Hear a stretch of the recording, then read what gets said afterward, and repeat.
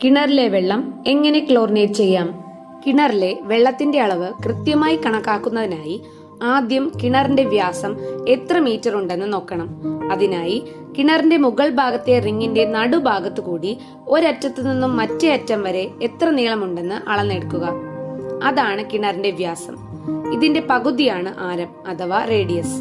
അതോടൊപ്പം വെള്ളത്തിന്റെ ആഴം എത്ര മീറ്റർ ഉണ്ടെന്നും അളന്നെടുക്കുക. അതിനായി ബക്കറ്റ് കിണറിന്റെ അടിഭാഗത്ത് മുട്ടിച്ച ശേഷം കയറിന്റെ നനവ് അടയാളപ്പെടുത്തുക. അതുമുതൽ ബക്കറ്റിന്റെ താഴെ വരെയുള്ള നീളം എത്ര മീറ്റർ ആണെന്ന് കണക്കാക്കുക.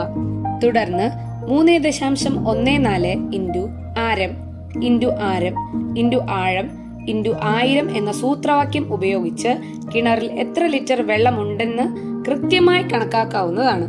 വെള്ളത്തിന്റെ അളവ് കണക്കാക്കിയ ശേഷം അതിനാവശ്യമായ ബ്ലീച്ചിങ് പൗഡർ ഓരോ 1000 ലിറ്ററിനും 2.5 ഗ്രാം വീതം, അതായത് 1 ടീസ്പൂൺ എന്ന കണക്കിലെടുത്ത് ഇതിൽ അല്പം വെള്ളം ചേർത്ത് കുഴമ്പ് രൂപത്തിലാക്കണം.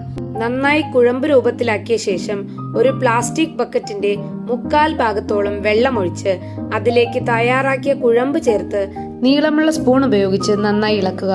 ശേഷം 10 മിനിറ്റ് ബക്കറ്റ് അനക്കാതെ വെള്ളം തെളിയാനായി വെക്കുക. തെളിഞ്ഞ ലായനിയിൽ ക്ലോറിൻ പൂർണ്ണമായും ലയിച്ചിരിക്കും.